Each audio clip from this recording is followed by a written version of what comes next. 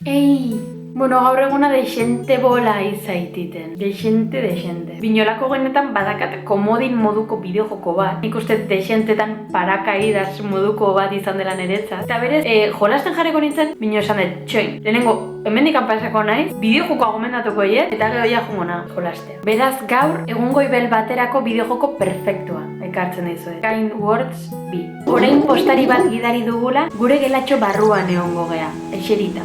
Gutunak idazten. Hortan datza bideojokoa. Jendeak idatzitako gutunei erantzuna emango diegu, eta guk gure gutunak idatziko ditugu. Ez dakit nola esplikatu horren kontzeptu simple batek eukidezaken eragina. Benetan, brutala da. Karta guztiak anonimoak dira. Bideojokoak dakan arau bakarrenetako bat, hoi da. Anonimotasun hoi mantentzeko konpromezua. Hemen jendeak bere barruak ustutze ditu. Gai guztitako gutunak aurki ditzazkegu. Lana, erlazioez, bizitzako etapa ezberdinez, garrantzitsuak ez diren gauze. Gutun bat erantzuta erabakitzen badezu, besteak eskerronez, bueltan, soilik, sticker bat bialtzeko aukera izango du.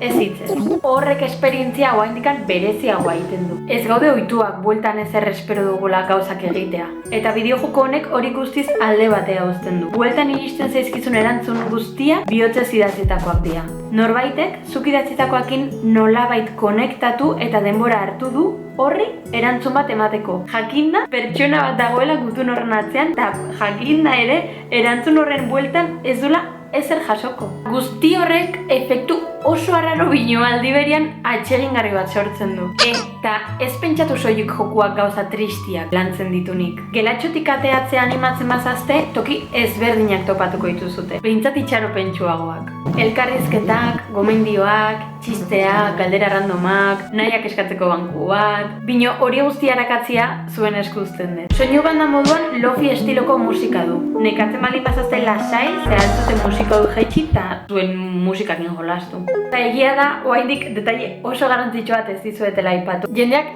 ingelesez idazten du. Azkenik pentsatu mundu osoko pertsonak aurkitu ditzazkegula bideojoko hontan, eta orduan ingles ezin dute.